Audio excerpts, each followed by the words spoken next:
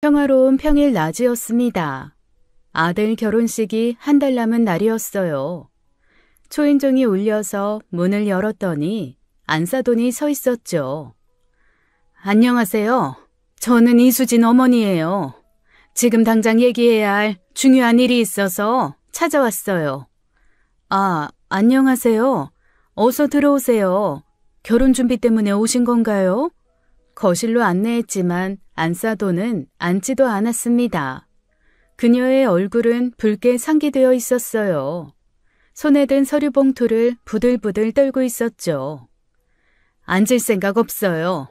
단도직입적으로 말할게요. 이 결혼 없었던 일로 해주세요. 당장 오늘부로 파혼할 겁니다. 네? 갑자기 무슨 말씀을? 파혼이라뇨. 아이들이 서로 그렇게 사랑하는데. 사랑? 그런 건 중요하지 않아요. 당신 같은 사람이 우리 딸 어머니가 된다는 게 역겨워요. 이것 좀 보세요. 이런 엄청난 걸 숨기고 지금 우리 집안과 사돈을 맺으려고 했습니까? 봉투에서 사진들을 꺼내 테이블 위에 내던졌습니다. 흐릿한 사진 속에는 한 여자와 남자가 찍혀 있었어요. 팔짱을 끼고 걷는 모습, 카페에서 마주 앉아 있는 모습이었죠. 네? 갑자기 무슨 말씀을? 이거 보세요. 당신이 23년 전에 유부남과 불륜을 저질렀다는 증거예요. 사진도 있고 제보 내용도 있어요. 이게 뭐예요? 이 사진 속 여자가 저라고요? 전 이런 사진 찍은 적이 없어요. 뻔뻔하기는. 거짓말하지 마세요. 여기 보세요. 이 남자의 진술서예요. 본인이 23년 전 김영희와 부적절한 관계를 가졌음을 인정합니다라고 써 있잖아요. 당신 이름이 명확히 나와 있어요. 말도 안 돼요. 전 이 남자 본 적도 없어요. 제보자는 당신과 같은 병원에서 일했던 간호사래요. 그 사람이 당신과 이 의사가 병원에서 미뢰하는 걸 직접 목격했대요. 상간녀가 김영희, 당신이었다고 분명히 적혀 있어요. 아니에요. 전 정말 그런 일 한 적이 없어요. 맹세합니다. 변명하지 마세요. 제보 내용이 너무 구체적이에요. 날짜, 시간, 장소까지 다 나와 있어요. 매주 수요일 저녁 병원 당직실에서 만났다고 써 있잖아요. 이렇게 자세한데 거짓말일 리가 없죠.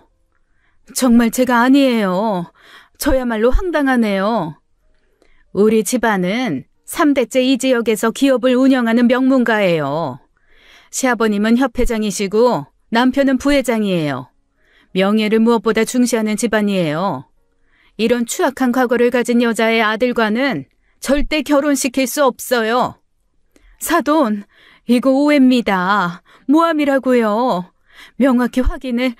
오해? 증거가 이렇게 확실한데? 당신 때문에 그 의사 가정이 파탄났대요. 부인이 모든 걸 알고 이혼했다고 여기 다 적혀 있다고요. 그건 제가 한 일이 아니라 저도 모르는 일이라고요. 더 이상 듣고 싶지 않네요. 준수 군한테도 이미 모든 걸 알렸습니다. 우리 수진이는 당장 유학 보낼 거고요. 다시는 만날 수 없을 거예요. 사돈은 서류를 던지고는 집을 나가버렸습니다. 문이 쾅 닫혔죠. 저는 멍하니 사진을 들여다보았어요. 생전 처음 보는 사진인데 왜 제 이름이 있는 건지, 누가 저를 모함하는 것인지 알 수가 없었습니다. 안녕하세요. 저는 올해 58살이 된 간호사입니다. 17년 전 남편과 이혼했어요. 그 후로 혼자 아들을 키워왔죠. 병원에서 밤낮 없이 일하며 살았습니다. 아들 하나 키우면서요. 그 아들이 이제 결혼을 앞두고 있었죠. 평범한 싱글맘의 삶이었습니다. 그런데 이런 일이 생길 줄은 정말 꿈에도 몰랐죠. 잠시 뒤 현관문이 벌컥 열렸습니다. 아들이 헐레벌떡 들어왔어요. 눈가가 빨갛게 부어 있었죠. 엄마, 이게 다 무슨 일이에요? 수진이 어머니가 파혼하자고, 엄마가 23년 전에 불륜을 했다고, 이게 정말이에요? 사진도 있고 진술서도 있다던데 엄마, 제발 사실대로 말해주세요. 준수야, 너 네 엄마 모르니? 엄마는 정말 모르는 일이야. 그 사진 속 여자가 나라고 하는데 난 전혀 기억이 없어. 그런 일을 한 적이 없다고. 그럼 왜 엄마 이름이 나오는 거예요? 왜 이런 일이 생긴 거냐고요? 수진이는 지금 전화도 안 받아요. 수진이 어머니는 내일 당장 유학 보낸다고 했다고요. 준수야, 엄마도 왜 이런 일이 일어났는지 모르겠어. 지금은 엄마 정말 억울해. 누가 왜 엄마를 이렇게 모함하는지. 엄마, 정말 아무것도 기억 안 나요? 23년 전에 혹시 비슷한 일이라도... 없어. 정말 없었어. 너까지 왜 이러니, 준수야. 아들은 고개를 떨구고 방으로 들어가 버렸습니다. 저는 너무나 혼란스러워 손이 바들바들 떨렸어요. 아들 결혼을 앞두고 이런 날벼락이 떨어질 줄 누가 상상이나 했겠나요? 아들이 방으로 들어간 후 저는 안사돈이 던지고 간 서류를 다시 펼쳤습니다. 경황이 없어 자세히 보지는 못했거든요. 거실 테이블 위에 흩어진 사진들을 하나씩 집어들었어요. 창문으로 들어오는 햇빛에 비춰가며 자세히 들여다보기 시작했죠. 첫 번째 사진은 공원 벤치에 앉아있는 모습이었습니다. 두 번째는 카페에서 마주보고 있는 장면이었어요. 세 번째는 팔짱을 끼고 걷는 뒷모습이었죠. 모두 당시 누군가가 몰래 촬영한 사진이었습니다. 세월이 오래 지났고 필름 카메라로 찍어 현상을 했는지 사진은 낡았어요. 흐릿한 사진이지만 뭔가 이상한 점이 있었습니다. 분명 저와 닮은 얼굴이었어요. 하지만 자세히 보니 미묘하게 달랐죠. 귀 모양이 조금 달랐습니다. 웃는 방식도 달랐고요. 저는 웃을 때 입꼬리만 올라가는데 이 여자는 이를 다 드러내며 웃고 있었습니다. 그때 한 사람이 떠올랐어요. 17년 전 의절한 쌍둥이 언니 영숙이었어요. 가슴이 철렁 내려앉았죠. 손이 떨리기 시작했습니다. 언니와 저는 일란성 쌍둥이였습니다. 어릴 때부터 사람들이 우리를 구분하지 못했어요. 학교에서도 동네에서도 늘 헷갈려 했죠. 하지만 언니와 저는 17년 전 끔찍한 일로 완전히 연을 끊었습니다. 그날의 기억이 생생하게 떠올랐어요. 2008년 여름 무더운 8월의 어느 날이었죠. 언니와 대판 싸웠던 그날이었습니다. 서로 소리를 지르고 물건을 집어던졌던 기억이 났죠. 그날 이후로 언니와는 단 한 번도 만나지 않았어요. 명절에도 부모님 기일에도 언니가 나타나지 않았으니까요. 친정어머니 장례식 때도 언니는 오지 않았습니다. 설마 언니가 이런 짓을 한 건가?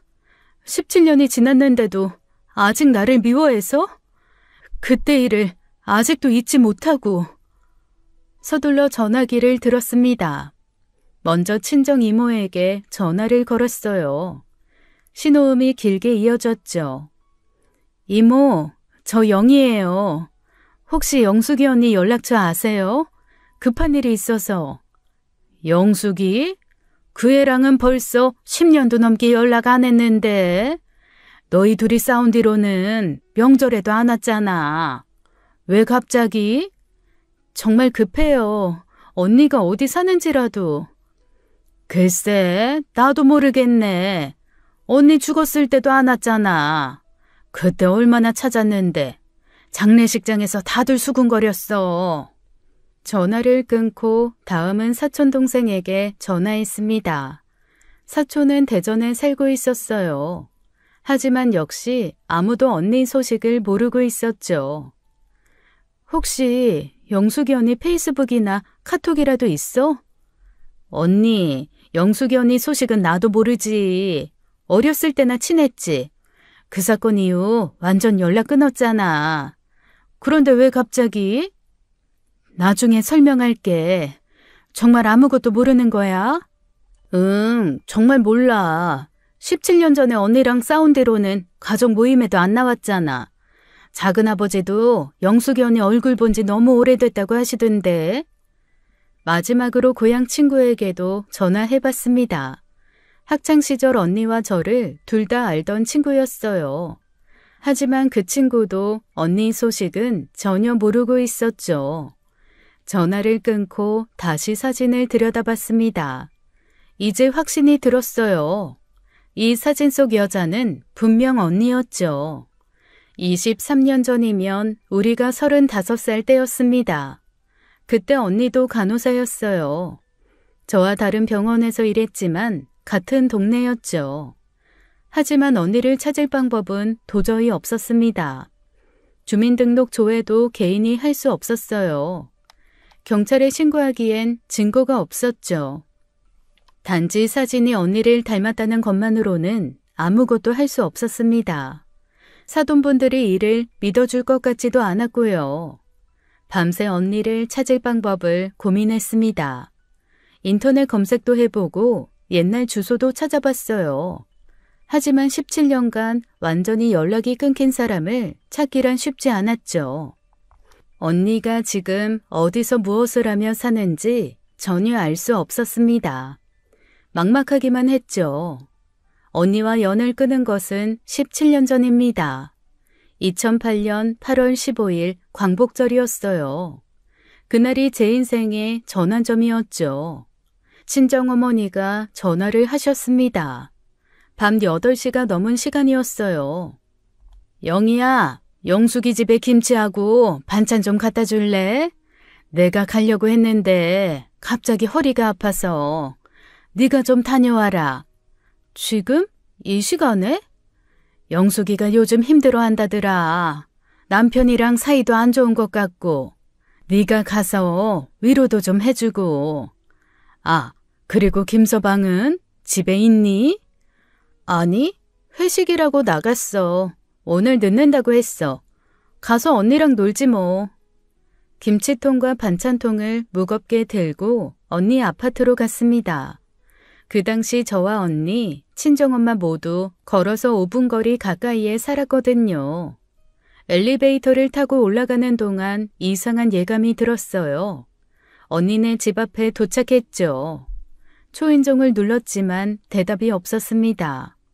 한 번 더 눌렀지만 역시 조용했어요. 열쇠를 갖고 있어서 문을 열고 들어갔죠. 언니, 영숙이 언니, 엄마가 김치하고 반찬 보내셨어. 집안이 깜깜했습니다. 불이 다 꺼져 있었어요. 이상하다고 생각했죠. 언니, 왜 이렇게 어두워? 자는 거야? 언니! 발을 한 걸음 더 들여놓는 순간 현관 센서 등이 켜졌습니다. 거실이 한순간에 환해졌어요. 그리고 저는 그 광경을 봤죠. 거실 바닥에 소주병과 와인병이 나뒹굴고 있었습니다. 테이블 위에는 안주 그릇들이 어지럽게 놓여 있었어요. 그리고 소파에는 제 눈을 의심했습니다. 다시 봤지만 현실이었어요. 제 남편과 언니가 벌거벗은 채로 뒤엉켜 자고 있었죠. 언니의 머리는 남편의 가슴에 묻혀 있었습니다. 남편의 손은 언니의 허리를 감싸고 있었어요. 두 사람의 옷가지는 바닥에 흩어져 있었죠. 제 손에서 김치통이 미끄러졌습니다. 쿵 하는 소리에 두 사람이 깨어났어요. 언니가 먼저 눈을 떴죠. 어머, 영희야, 이건... 남편도 그 소리에 황급히 일어났습니다. 술에 취해 비틀거렸어요. 상황을 파악하는데 시간이 걸렸죠. 영희야, 아이, 네가 왜 여기... 이건 아니야, 오해야. 오해? 이게 오해라고? 지금 내 눈으로 똑똑히 보고 있는데? 제가 들고 있던 김치통을 언니와 남편 얼굴에 쏟아부었습니다. 빨간 김치 국물이 언니의 벌거벗은 몸에 흘러내렸어요. 언니가 비명을 질렀죠. 아! 영희야! 미안해. 정말 미안해. 우리가 술을 마시다가 실수로... 실수? 옷을 다 벗고 껴안고 자는 게 실수야? 내 쌍둥이 언니가 내 남편과 어떻게 이럴 수가 있어? 영희야, 제발 진정해. 내 말 좀 들어봐. 이건... 닥쳐. 회식이라고 했잖아. 회식이 내 언니네 집이었어? 언제부터야? 언제부터 이랬냐고? 오늘이 처음이야. 정말이야. 우연히 마트에서 만나서 술 한잔 하다가 실수로. 영희야, 제발. 거짓말하지 마. 우연히 만나서 집에서 벌거벗고 있다고? 언니, 우리가 뭐야? 우리가 쌍둥이잖아. 엄마 뱃속에서 함께 자라고 같은 날 태어나고 같은 젖 먹고 자란 쌍둥이라고. 내가 아플 때 언니도 아프다고 했잖아. 내가 기쁠 때 언니도 기쁘다고 했잖아. 그런 언니가, 이 세상에서 가장 가까운 언니가 어떻게 내 남편이랑. 차라리 죽여줘. 차라리 날 죽여. 그게 덜 아플 것 같다. 저는 언니의 머리채를 잡았습니다. 언니도 제 머리를 잡았어요. 서로 뒹굴며 싸웠죠. 반찬통이 깨지고 김치가 온거실에 튀었습니다. 영희야, 제발 한 번만 용서해줘. 미안해. 미안해, 영희야. 용서? 네가 나라면 용서하겠어? 내 남편을 빼앗아간 언니를? 그날 밤 이웃이 경찰에 신고했습니다. 경찰이 왔을 때 저는 울면서 소리치고 있었어요. 그 자리에서 이혼을 선언했죠. 다음날 친정에 모든 걸 말했습니다. 아버지는 언니의 뺨을 처음으로 때렸어요. 어머니는 충격으로 쓰러지셨죠. 영수가, 너 이리 나와. 내가 오늘 너 죽이고 나도 죽는다. 네가 그래도 사람이냐? 아니, 짐승도 이런 짓은 안 해. 내가 널 낳은 게 죄다. 내가 널 낳은 게. 당장 내 눈앞에서 사라져라. 다시는 내 딸이라고 하지 마. 넌 오늘부로 내 딸이 아니야. 영수가, 네가 어떻게 영희한테 이럴 수가 있어? 영희는 네 동생이 아니라 네 분신이잖아. 그런데 어떻게 그래? 어떻게? 친척들도 모두 언니를 비난했습니다. 이모도 고모도 사촌들도 모두 언니를 욕했어요. 온 동네에 소문이 퍼졌죠. 언니는 가족과 사회에서 완전히 매장당했습니다. 그 후 언니는 사라졌어요. 연락도 끊고 집도 비우고 떠났어요. 어디로 갔는지 아무도 몰랐죠. 저는 남편과 바로 이혼했습니다. 재산 분할도 거부했어요. 그저 빨리 끝내고 싶었죠. 아들 양육권만 받았습니다. 심장을 통째로 뜯어낸 기분이었어요. 그리고 6년 후 소식을 들었습니다. 전 남편이 간암으로 죽었다는 소식이었어요. 단칸방에서 혼자 쓸쓸하게 죽었다고 했죠.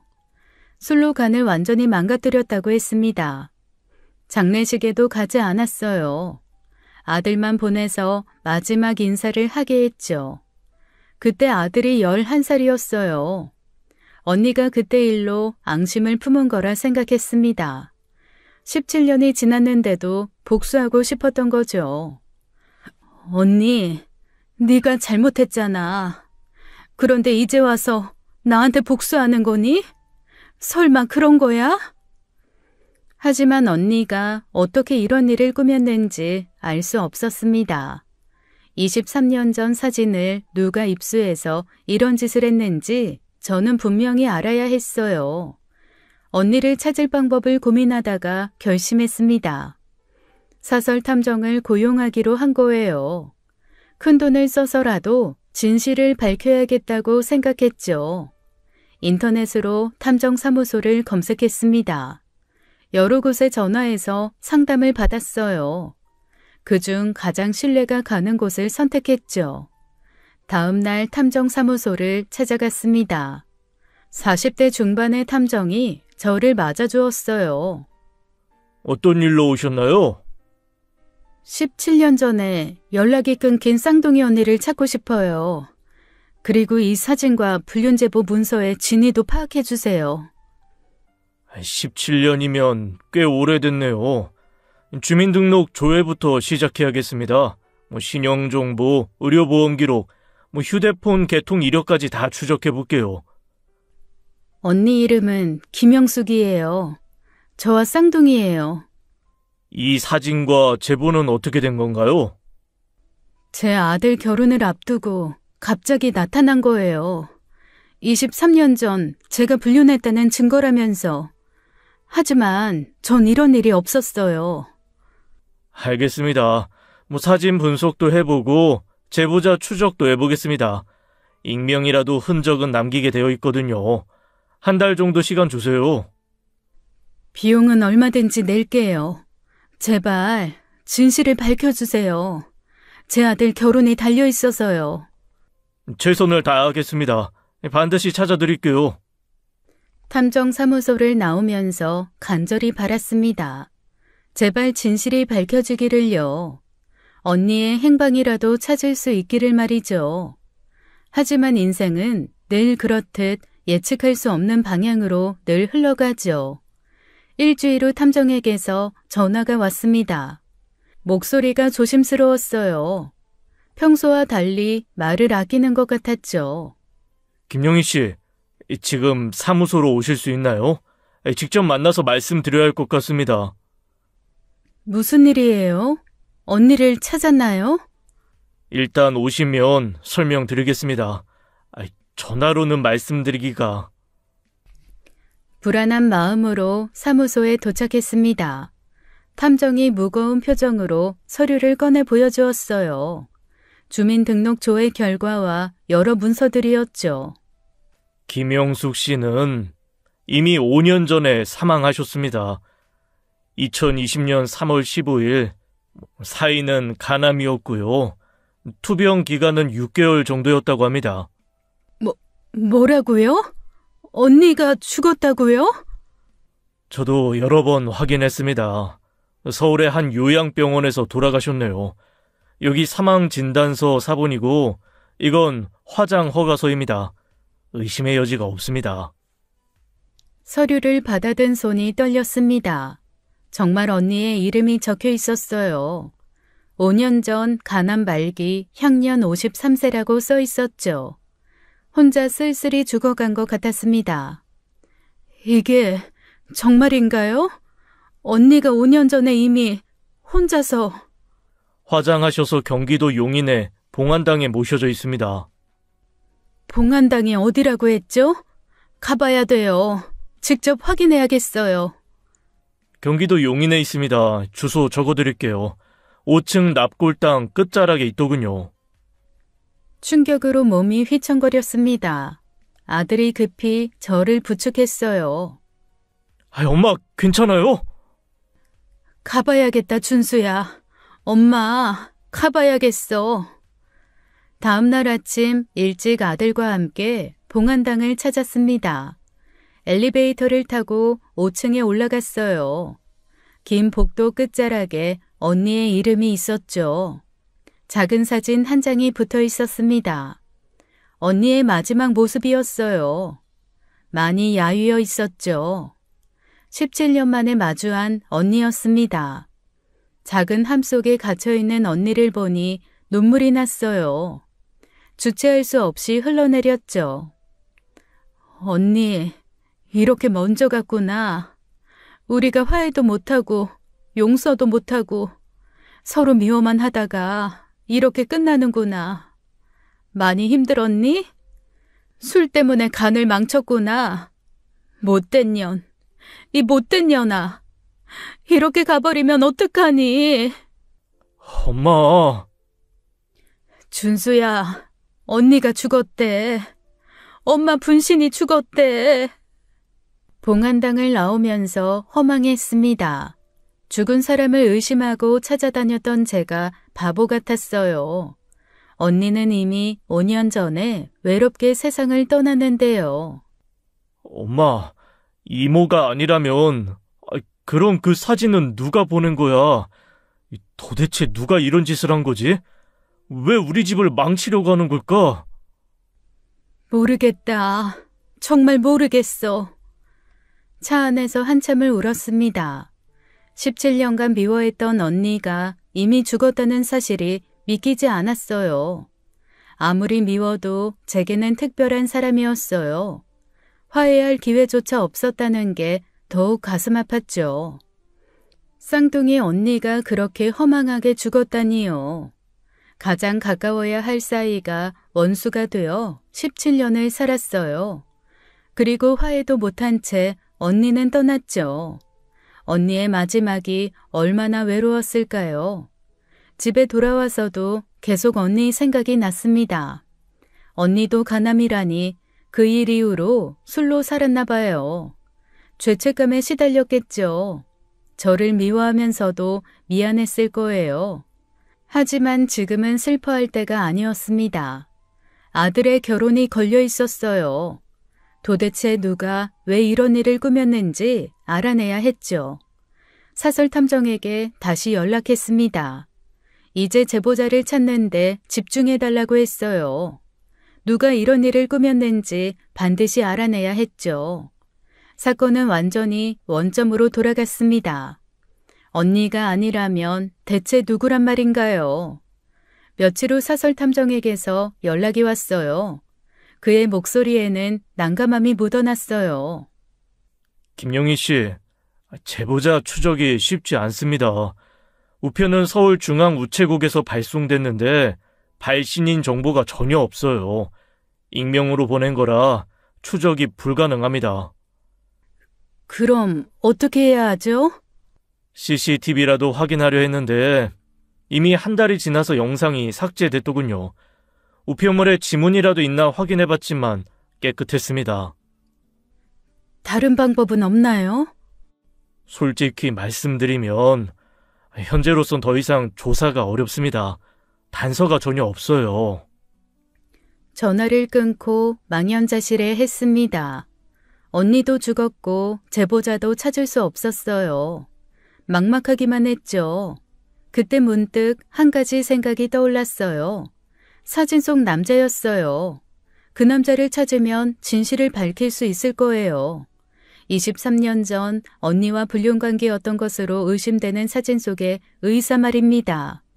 그가 진술서를 썼다면 그를 찾아서 진실을 들어야 했어요. 하지만 문제가 있었죠. 제가 그 의사도 누군지 전혀 모른다는 게 문제였죠. 이름도 얼굴도 어느 병원인지도 몰랐어요. 23년 전 언니가 어느 병원에서 일했는지조차 기억이 안 났죠. 아들에게 사진을 보여주며 물어봤습니다. 엄마, 이 남자 정말 모르는 사람이에요? 응, 전혀 모르는 사람이야.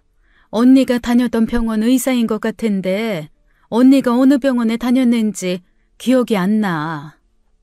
23년이면 너무 오래전이네.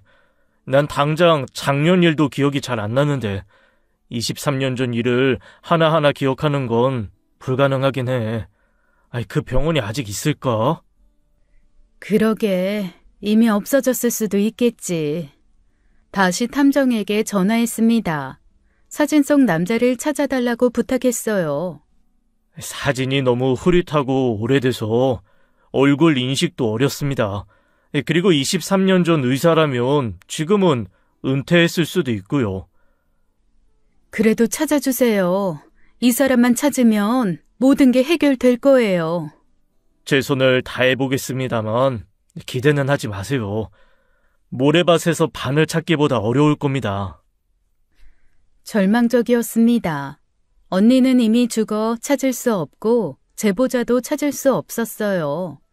유일한 희망인 의사마저 찾기 어렵다니요. 아들의 파혼 위기를 막을 방법이 없었습니다. 이대로라면 정말 결혼이 취소될 것 같았어요. 답답한 마음에 눈물만 났죠. 막막한 상황에서 문득 한 사람이 떠올랐습니다. 30년 지기 친구 정숙이었어요.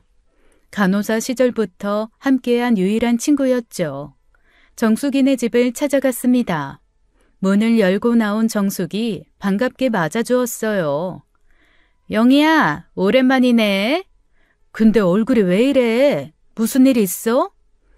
정숙아, 나 정말 큰일 났어. 들어가서 얘기할게. 거실에 앉아 모든 상황을 털어놓았습니다. 아들 파혼 위기부터 언니의 죽음까지요. 정숙은 듣다가 눈물을 흘렸어요. 어머, 영희야, 어떻게 이런 일이. 영숙이도 죽었다니. 그리고 네가 불륜이라니. 말도 안 돼. 내가 널 얼마나 잘하는데. 고마워. 너라도 믿어줘서. 당연하지. 30년을 함께한 사이잖아. 네가 그런 사람 아니라는 거 내가 제일 잘 알아. 지푸라기라도 잡는 심정으로 사진을 꺼냈습니다. 안사돈이 두고 간 불륜 사진이었어요. 정수가, 이 사진 좀 봐줘. 이 남자 의사 같은데 혹시 아는 사람 같아? 정숙이 사진을 받아들었습니다. 23년 전 사진이라 낡고 흐릿했어요. 멀리서 찍은 것이라 얼굴도 선명하지 않았죠. 23년 전이면 우리가 30대 중반이었을 때네. 이 사진 너무 흐릿한데? 미안한데 난 이 사람 누군지 모르겠네. 그렇지? 잠깐만, 내가 우리 병원 선배들한테 물어볼게. 23년 전이면 다들 현역이었을 때니까. 정숙이 핸드폰을 꺼내 연락처를 뒤적였습니다. 여러 선후배 간호사들에게 연락을 하기 시작했어요. 선배, 저 정숙이에요. 다름이 아니라 23년 전쯤에 불륜 소문이 있던 의사 있었어요? 아이, 급하게 중요한 거라 그래요. 뭐라고 해? 잠깐만, 여보세요? 아, 은경이? 나야. 혹시 2000년 초반에 간호사랑 스캔들 났던 의사들 기억나? 좀 급해서. 정숙은 계속 전화를 돌렸습니다. 저는 조마조마한 마음으로 기다렸어요. 하지만 역시나 찾을 수는 없었어요. 영희야, 걱정 마. 내가 다 뒤져볼게. 우리 간호사들 네트워크가 얼마나 대단한데. 23년 전이면 기억하는 사람 분명 한 명은 있을 거야. 특히 의사랑 간호사 불륜 같은 스캔들은 더 잘 기억하지. 정말 고마워. 너밖에 믿을 사람이 없어. 내가 아는 간호사들 다 연락해 볼게. 무슨 얘기 들으면 다시 연락 줄게. 고마워. 사실 큰 기대는 없었습니다. 빠르게 변하는 바쁜 이 세상에서 23년 전 일을 기억하는 사람이 몇이나 되겠어요. 그저 지푸라기라도 잡는 심정이었죠. 그런데 제 예상이 틀렸어요. 사흘 후 정숙이 집으로 찾아왔습니다. 얼굴엔 미소가 보였어요. 뭔가 알아낸 것 같았죠. 영희야, 드디어 찾았어. 내 후배가 기억하더라고. 정말? 뭐래? 누구래? 우리 병원 후배 미경이 있잖아. 걔가 23년 전에 성심내과에서 일했대. 그때 이상한 일이 있었다고 기억한대. 어떤 일? 23년 전에 성심내과 원장이 갑자기 병원을 폐원하고 사라졌대. 하루아침에 문을 닫고 다른 지역으로 떠났다는 거야. 제 가슴이 뛰기 시작했습니다. 드디어 단서를 찾은 것 같았어요. 박준호, 당시 40대 초반이었대. 내과 전문의였고 성심내과를 5년 정도 운영했다고 해. 박준호, 성심내과. 근데 더 중요한 게 있어. 미경이가 그때 소문을 들었대. 박준호 원장이 어떤 간호사랑 스캔들이 났었다고. 아주 병원에서 유명했대. 소문이 파다했다고 그러더라. 간호사? 그게 누군지는 몰라? 간호사 이름까지는 모르는데 의사는 확실히 기억난대. 그 의사가 자기한테도 직접됐다고 얼마나 치를 떠는지. 그리고 미경이한테 사진 보여줬더니 확실하진 않지만 박준호 원장이랑 비슷해 보인대. 특히 체격이나 헤어스타일이 닮았다고. 정수가 정말 고마워. 진짜 도움 많이 됐다. 이름이랑 당시 병원 이름 알았으니까 이제 뭐라도 할 수 있을 거야. 그래, 힘내. 꼭 그 사람이 찾는 사람이면 좋겠다. 정말 고마워, 정수가. 고맙긴. 네 아들 결혼이 달린 일인데 영희야, 꼭 진실 밝혀. 내가 계속 도와줄게. 희망이 생겼습니다. 이제 그 의사만 찾으면 모든 진실이 밝혀질 거라고 생각했죠. 상상도 못할 진실이 저를 기다리고 있는지도 모르고 말이에요. 박준호라는 이름을 알게 된 그날, 저는 사설탐정에게 연락했습니다. 손이 떨려서 전화기를 제대로 잡기도 힘들었어요. 드디어 실마리를 찾았다는 생각에 가슴이 뛰었죠. 탐정님, 박준호라는 의사예요. 23년 전에 성심내과를 운영했대요. 이 사람 꼭 찾아주세요. 제발 부탁드려요. 박준호, 성심내과. 네, 알겠습니다. 와, 어떻게 용케 알아내셨어요? 흥신소 차리셔도 되겠네. 뭐 아무튼 의사 면허 조회부터 해보겠습니다. 의료인 데이터베이스도 확인해 볼게요. 일주일이 지났습니다. 하루가 한 달처럼 길게 느껴졌어요. 매일같이 전화를 기다렸어요. 아침에 눈을 뜨면 제일 먼저 핸드폰을 확인했습니다. 혹시 탐정에게서 연락이 왔을까 싶어서요. 그리고 드디어 일주일 만에 탐정에게서 전화가 왔습니다. 벨소리가 울리자마자 받았어요. 찾았습니다. 박준호 씨 현재 경기도에서 내과 운영하고 있습니다. 주소도 확인했어요. 정말요? 아직도 의사를 하고 있어요? 살아있는 거죠? 네, 올해 63세인데 아직 현역이더군요. 작은 동네 의원이라 혼자 운영하고 있습니다. 간호사 한 명만 고용한 것 같아요. 전화를 끊고 바로 아들을 불렀습니다. 이제는 아들에게도 알려야 할 때였어요. 준수야, 엄마가 드디어 그 의사를 찾았어. 박준호라는 사람이야. 땡땡에서 병원을 하고 있대. 정말요? 그 사람이 그 사진 속 남자예요? 응, 아마 맞을 거야. 23년 전에 이모랑 불륜관계였던 것 같아. 엄마랑 함께 가줄래? 혼자 가기는 좀 무서워. 그 사람이 어떻게 나올지 모르겠고. 당연하죠. 엄마 억울함을 풀어야죠. 언제 갈까요? 지금 바로 가요? 내일 가자. 오늘은 너무 늦어서 병원 문 닫았을 거야. 그날 밤은 한숨도 못 잤습니다. 다음 날 아침 일찍 출발했어요. 내비게이션을 따라 1시간쯤 달렸어요. 차창 밖으로 보이는 풍경도 눈에 들어오지 않았죠. 오직 박준호를 만날 생각뿐이었습니다. 읍에 들어서니 작은 시골 동네가 나타났어요. 시장 근처 좁은 골목길로 들어갔어요. 새 희망내과 간판이 보였죠. 병원은 생각보다 더 작고 초라했습니다. 오래된 3층 건물의 2층에 자리하고 있었어요. 간판도 낡아서 글씨가 잘 보이지 않았죠. 엄마, 긴장하지 마세요. 내가 있잖아요. 침착하게 하나씩 물어보면 돼요.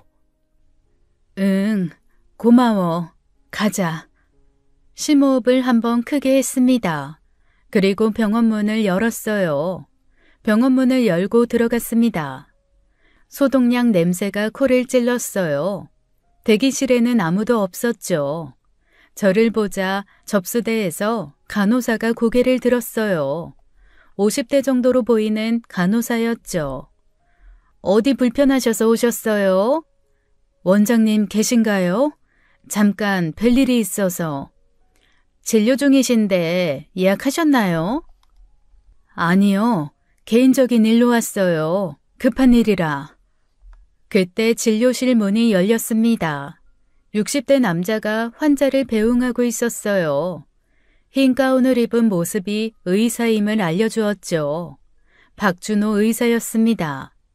그가 저를 보는 순간 얼굴이 하얗게 질렸습니다. 눈이 휘둥그레졌어요. 아니, 이게 영숙 씨, 어떻게 여기를 왜 찾아왔어요? 그의 반응을 보니 확신이 들었습니다. 박준호는 저를 언니로 착각하고 있었어요. 제가 제대로 찾아온 거였죠. 저는 박준호에게 다가갔습니다. 그는 본능적으로 한 걸음 뒤로 물러섰어요. 마치 도망가고 싶어하는 것처럼 보였죠. 박준호 원장님? 잠깐 할 말이 있어요. 진료실로 들어가시죠. 아니, 나는... 어머니 말씀 들으시죠? 중요한 얘기입니다. 의사는 당황한 채로 진료실로 들어갔습니다. 발걸음이 무거워 보였어요. 간호사를 돌아보며 떨리는 목소리로 말했죠. 잠시 환자 받지 마세요. 개인적인 면담이 있을 것 같아요. 진료실 문을 닫았습니다. 좁은 진료실 안에는 묘한 긴장감이 흘렀어요. 의사는 불안한 눈빛으로 저희를 바라봤죠. 책상 뒤로 물러서며 거리를 두려 했습니다. 마치 저희가 무서운 존재인 것처럼 경계하고 있었어요. 왜 저를 보고 그렇게 놀라셨어요? 저를 영숙이라고 불렀죠? 네? 아이, 영숙 씨, 지금 무슨 말을... 그의 목소리는 가늘게 떨렸습니다. 이마에는 식은 땀이 송글송글 맺혔어요. 저 영숙이 언니 동생이에요. 제 언니 영숙이는 5년 전에 죽었어요. 간암으로요. 혹시 몰랐나요? 제 말에 박준호의 얼굴이 더욱 창백해졌습니다. 마치 혈기가 싹 빠져나간 것 같았어요. 손이 미세하게 떨리기 시작했죠. 책상 모서리를 잡고 겨우 서 있는 것처럼 보였습니다. 아니, 어떻게 죽었다고요?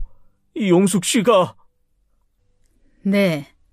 당신이 내 아들 결혼 망치려고 거짓 증거를 보낸 건가요?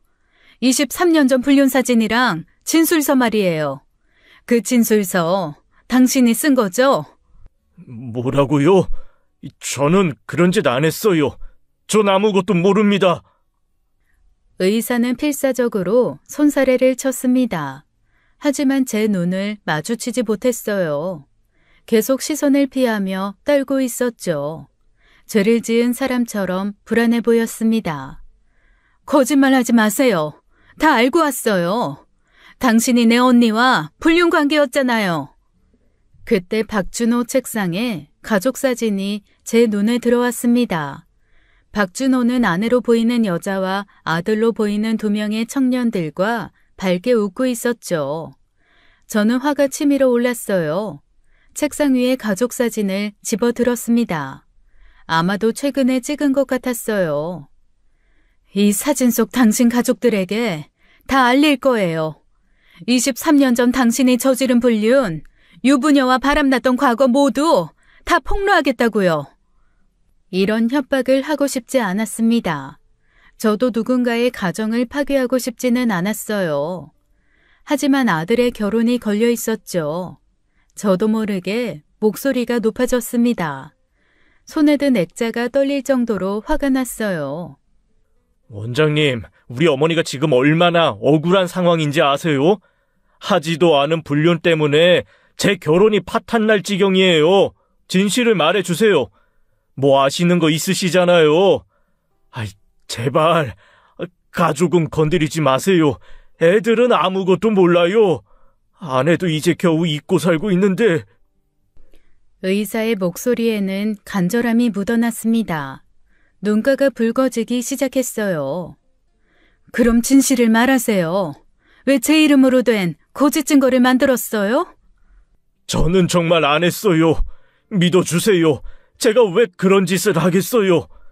그럼 누가 했다는 거예요? 사진들은 다 뭔데요? 그 사건을 아는 사람 중 1명은 죽었고 남은 사람은 당신뿐입니다. 당신 말고 누가 그런 짓을 할 수 있겠어요? 의사는 한참을 망설였습니다. 입술을 깨물며 고민하는 것 같았어요. 무언가 말하려다가 다시 입을 다물기를 반복했죠.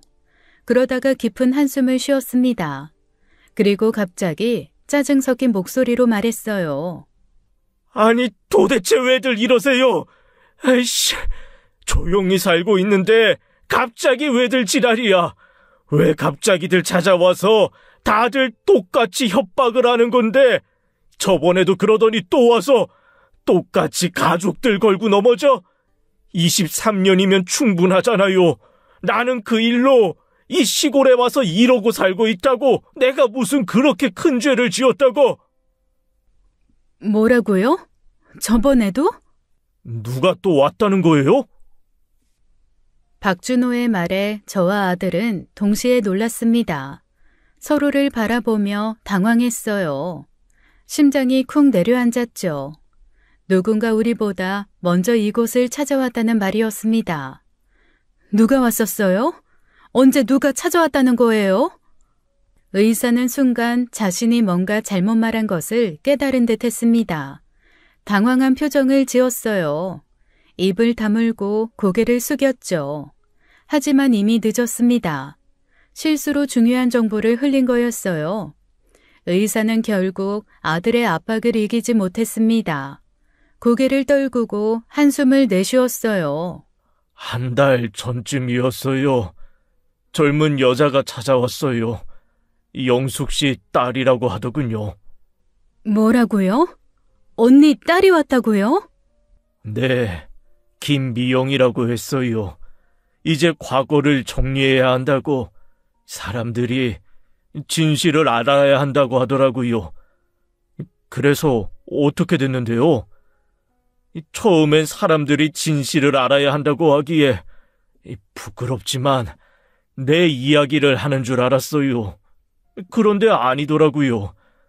처음엔 그 여자가 부드럽게 얘기하더니 갑자기 태도를 바꾸었어요. 내 가족을, 내 아들들을 들먹이면서 협박하기 시작했어요. 23년 전 일을 아들들에게 폭로하겠다고. 그래서 진술서를 쓴 거예요? 네, 어쩔 수 없었어요. 이제 와서 가족이 무너지는 걸 볼 수는 없었어요. 무엇보다 그 여자가 비밀은 지켜준다고 했으니 저로서는 믿어볼 수밖에 없었죠. 달리 제가 선택할 선택지도 없었고. 저는 조카가 이 모든 것을 계획했다는 사실에 충격을 받았습니다. 그럼 고작 진술서 하나 받으려고 당신을 찾아온 거예요? 처음엔 그게 목적이 아닌 것 같았어요. 뭔가 확인하는 것 같았는데 무엇을 확인하려고 했다는 거예요? 영숙 씨 사진을 보여주면서 물었어요. 이 여자와 불륜한 게 맞냐고. 저는 가족을 지키고 싶어서 맞다고 했죠. 그러면서 비밀로 해달라고 부탁했고요. 지금 보니 그 사진도 영숙 씨가 아니라 김영희 씨 사진이었던 것 같네요. 저는 두 분이 쌍둥이인 걸 정말 몰랐으니. 제 사진이요? 그래서요? 그런데 이상한 일이 일어났어요. 그 젊은 여자가 계속 사진 속 여자가 김영희가 맞냐고 물어보는 거예요. 김영희 간호사와 불륜한 게 맞냐고 자꾸 확인을 하더라고요. 핸드폰으로 녹음기까지 켜고요. 저와 아들은 서로를 바라봤습니다. 뭔가 이상한 점을 느꼈어요. 저는 당황했어요. 분명 영숙 씨 딸이라고 했는데 왜 김영희라는 사람을 자꾸 언급하는지 그때는 이해를 못했죠. 그래서 제가 말했죠. 아니다. 내가 불륜한 사람 이름은 김영숙이다. 김영희가 아니라 김영숙이다라고요. 그랬더니요? 갑자기 소리를 지르고 화를 내더라고요. 왜 김영희가 아니냐면서 소리를 지르고. 그래서 제가 김영희가 대체 누구냐고, 나는 김영숙밖에 모른다고 하니 제가 쓴 진술서를 확 낚아채서는 나가버렸어요. 정말이에요. 잠깐, 그럼 이모딸 미영이가 일부러 엄마 이름으로 바꾸려고 한 거예요? 지금 생각해보니 그런 건 아닌 것 같고, 진짜 저와 외도를 한 게 김영희라고 생각하는 것 같았어요. 그런데 제가 김영숙 씨와 외도를 했다고 하니 혼란스러워하는 것 같더군요. 저는 충격에 말을 잇지 못했습니다. 조카가 진실을 알면서도 일부러 제 이름으로 바꿔서 증거를 조작한 거였어요. 그 아이가 모든 걸 알면서도, 아니 대체 왜 여기까지 와서 진실을 알았으면서 조작을 해서 증거를 사돈들에게 보낸 거야? 며칠 후에 그 여자가 다시 왔어요. 이번엔 더 강하게 협박했어요. 제가 쓴 진술서를 바꿔야 한다고 이름을 김영숙에서 김영희로 바꿔 적으라고, 거부하면 병원에 소문내겠다고. 그래서 그냥 넘어간 거예요? 죄송해요. 정말 죄송해요. 저도 가족이 있어서. 저는 즉시 사설 탐정에게 전화했습니다. 탐정님, 김미영이라는 사람 찾아주세요. 제 조카예요. 35살이고 언니 딸이에요. 알겠습니다. 바로 조사하겠습니다. 이틀 후 탐정에게서 연락이 왔습니다. 김희영 씨 찾았습니다. 충남에서 살고 있네요. 형편이 많이 어려운 것 같습니다. 주소 좀 알려주세요. 엄마, 미영이 찾아가실 거예요? 가야지. 왜 이런 짓을 했는지 직접 물어봐야겠어. 저도 같이 갈게요. 다음 날 우리는 아산으로 향했습니다. 조카를 만나러 가는 길이었어요. 17년 만에 만나는 조카였죠. 탐정이 알려준 주소를 찾아갔습니다. 낡은 빌라에 반지하였어요. 습기 찬 계단을 내려가니 곰팡이 냄새가 났죠. 초인종을 눌렀습니다. 잠시 후 문이 열렸어요. 아이를 등에 업은 여자가 나왔죠. 피곤에 찌든 얼굴이었습니다. 하지만 한눈에 알아볼 수 있었어요. 조카 미영이었어요. 누구? 어머, 이모? 미영이는 크게 놀라며 뒷걸음 쳤습니다. 등에 업힌 아이가 칭얼거렸어요. 무슨 일이에요? 어떻게 여기를? 미영아, 얘기 좀 하자. 들어가도 되니? 아, 네. 집 안으로 들어갔습니다. 곰팡이가 벽 곳곳에 피어 있었어요. 가구도 낡고 초라했죠. 거실 안쪽에는 5살쯤 되어 보이는 아이가 TV를 보고 있었습니다. 미영아, 너 왜 그런 짓을 했니? 무슨 말씀이세요? 전 아무것도. 박준호 의사 만났어. 네가 찾아가서 협박했다며. 진술서 조작한 것도 다 들었어. 조카의 얼굴이 창백해졌습니다. 아이를 내려놓고 멀뚱히 서 있었어요. 전 그런 적 없어요. 오해예요. 누나, 다 알고 있어요. 의사가 모든 거 털어놨어요. 경찰에 신고할 수도 있는데 일단 이유를 듣고 싶어서 왔어요. 왜 그랬니? 내가 네 엄마 동생이잖아. 쌍둥이 동생이야. 왜 나를 모함했니? 조카는 입술을 깨물었습니다. 눈에 눈물이 고였어요. 그러다가 갑자기 폭발했죠. 이모가 먼저잖아요. 이모가 우리 아빠랑 불륜해서 우리 집이 망가졌어요. 엄마가 그랬어요. 이모 때문에 우리가 이렇게 됐다고. 아빠가 이모랑 바람나서 집을 나갔다고. 뭐라고? 미영아, 그게 아니야. 거짓말하지 마세요. 엄마가 죽기 전까지 그렇게 말했어요. 매일 울면서 이모를 원망했어요. 이모가 내 모든 걸 빼앗아갔다고. 저는 충격에 말을 잃었습니다. 언니가 죽을 때까지 거짓말을 한 거였어요. 미영아, 들어봐. 진실은 정반대야. 언니가 내 남편이랑 불륜했고 내가 현장을 목격했고 그래서 이혼했어. 거짓말. 이모가 거짓말하는 거예요. 누나, 이모가 2번 외도했어요. 첫 번째는 박준호 의사고 두 번째가 우리 아빠였어요. 누나도 조사하면서 알게 됐잖아요. 몰라. 나 아무것도 몰라. 그럴 리 없어요. 그 의사가 거짓말하는 거야. 법원 기록 보여줄게. 이혼 재판 기록에 다 나와 있어. 네 엄마도 진술했고 네 엄마가 내 남편과 불륜한 게 이혼 사유였어. 조카는 무너져 내렸습니다. 바닥에 주저앉아 오열했어요.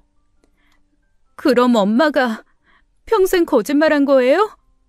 죽을 때까지 저한테 거짓말을. 미영아, 엄마 매일 이모 욕했어요. 이모가 우리 집 망쳤다고. 아빠가 떠난 것도 다 이모 때문이라고. 그래서 우리가 이렇게 비참하게 산다고. 그래서 전 이모가 정말 미웠어요. 엄마가 간암으로 죽을 때도 이모 때문이라고 생각했어요. 아이들이 엄마가 우는 걸 보고 따라 울기 시작했습니다. 좁은 반 지하에 울음소리가 가득했어요. 이모가 잘 살고 있다는 소식 들었어요. 준수가 결혼한다고. 근데 난 내 새끼들이랑 이렇게 비참하게 살고 있잖아요. 그래서 너무 억울했어요. 그래서 나한테 복수를 한 거니? 그렇게라도 해라. 네가 살 수 있어서? 이모, 미안해요. 정말 미안해요. 내가 대체 무슨 짓을 한 거죠? 나 진짜 미안해요. 미안해, 준수야. 미안해, 이모. 17년간 이어진 거짓말이었습니다. 언니는 죽을 때까지 진실을 숨겼어요. 그리고 그 거짓말이 딸에게까지 이어진 거였죠. 진실을 파헤친 조카는 자기 엄마의 거짓말을 안 거예요. 평생을 속여온 그 거짓말을요. 하지만 조카는 인정할 수가 없었던 거죠. 인정하는 순간 자기는 무너져 내릴 테고 자기가 죽으면 자기 아이들도 죽으니까요. 비극이었어요. 감히 조카를 탓할 수도 없었죠. 반지하의 습한 공기가 더욱 무겁게 느껴졌습니다. 조카를 보며 복잡한 감정이 들었어요. 언니가 죽어서까지 거짓말로 사람들을 고통스럽게 한 거예요. 분노와 씁쓸함이 동시에 밀려왔죠. 미영아, 너를 책임 묻지 않을게. 네 잘못이 아니야. 네 엄마가 거짓말을 한 거지. 네가 나쁜 게 아니야. 이모, 죄송해요. 이제 그만 잊어. 과거에 묶여 살지 마. 네 아이들을 위해서라도 앞을 보고 살아. 이 고통에서 벗어나야 돼. 조카가 사는 반지하를 나왔습니다. 무거운 발걸음이었어요. 돌아가는 길 참아왔던 눈물이 터져 나왔죠. 17년간의 오해와 거짓말이 이렇게 비극적일 줄은 몰랐어요. 모든 것이 힘에 겨워 집에 와서 하루를 잠들어 있었습니다. 다음 날 안사돈에게 전화를 하려고 했어요. 모든 진실을 설명해야 했죠. 그런데 그때 핸드폰이 울렸습니다. 저 수진 엄마예요. 지금 어디세요? 급히 만나야 할 것 같아요. 집이요. 무슨 일이세요? 전화로는 어려워요. 제가 지금 당장 찾아뵐게요. 1시간 후 카페에서 안사돈을 만났습니다. 안사돈의 표정이 이상했어요. 미안함과 당황스러움이 섞여 있었죠. 준수 어머님, 정말 죄송해요. 제가 큰 실수를 했어요. 갑자기 무슨 말씀을? 오늘 아침에 젊은 여자가 저희 집을 찾아왔어요. 김미영이라고 하던데 준수 어머님 조카라고 하더군요. 저는 깜짝 놀랐습니다. 조카가 안사돈을 찾아간 거였어요. 미영이가 찾아갔다고요? 네. 와서는 모든 걸 털어놨어요. 자기가 이모를 모함했다고, 어머니의 거짓말을 믿고 복수하려고 했다고, 진술서도 조작이고 사진도 이모가 아니라 자기 엄마라고. 미영이가 직접 고백한 거예요? 네, 무릎 꿇고 빌더라고요. 이모는 죄가 없는데 자기 때문에 파혼위기까지 갔다고, 자기를 용서하지 말고 경찰에 넘겨도 되니 대신 이모와 사촌동생 결혼은 진행해달라고. 안사돈의 눈가가 붉어졌습니다. 손수건으로 눈물을 닦았어요. 제가 얼마나 미안한지 몰라요. 확인도 안 하고 준수 어머님을 의심했어요. 막말도 했고요. 그 아이 심정을 들으니 가슴이 아프더라고요. 엄마의 거짓말에 속아서 평생을 원망하며 살았다니. 괜찮아요. 오해가 풀려서 다행이에요. 파혼은 없던 일로 해주세요. 제발요. 우리 수진이가 준수군을 정말 많이 좋아해요. 그날 이후 애가 참 많이 힘들어했고요. 제가 성급했어요. 용서해 주세요. 물론이죠. 아이들이 서로 사랑하는데 어른들 때문에 헤어질 순 없죠. 정말 감사해요. 그리고 조카분도 너무 나무라지 마세요. 생각해보니 그 아이도 피해자인 것 같아요. 언니의 거짓말이 만든 참상이었습니다. 하지만 이 비극은 끝나지 않았어요. 조카와 그 아이들은 여전히 그 안에서 살고 있었죠. 마음 한구석이 계속 무거웠습니다. 용서는 했지만 마음의 무게는 사라지지 않았어요. 17년의 오해가 남긴 상처는 너무 깊었죠. 며칠 뒤 사설탐정에게서 최종 보고를 받았습니다. 조카에 대한 더 자세한 조사 결과였어요. 김미영 씨, 작년에 남편을 교통사고로 잃었습니다. 남편이 남긴 빚이 상당해서 혼자 두 아이를 키우며 힘겹게 살고 있더군요. 혼자 애를 키우고 있다고요? 네, 그래서 많이 힘든 상태인 것 같았습니다. 전화를 끊고 다시 조카를 찾아갔습니다. 조카의 상태가 걱정됐어요. 정신과 상담을 받아보자고 설득했죠. 병원에서 상담이 끝난 후 의사가 저를 따로 불렀습니다. 보호자분이시죠? 환자분이 극도로 위험한 상태예요. 우울증과 불안장애가 심각합니다. 얼마나 심각한가요? 극한의 스트레스로 이성적 판단이 어려운 상태였어요. 아마 그래서 그런 극단적인 행동을 하신 것 같습니다. 즉시 치료가 필요해요. 조카를 데리고 반지하로 돌아갔습니다. 곰팡이 냄새가 다시 코를 찔렀어요. 미영아, 이사 가자. 이런 곳에서 아이들 키우면 안 돼. 이모, 저는 괜찮아요. 이모한테 그런 짓을 했는데. 언니 일은 언니 일이고 넌 내 조카야. 난 네가 이렇게 사는 거 보고 있을 수 없다. 정말 죄송해요.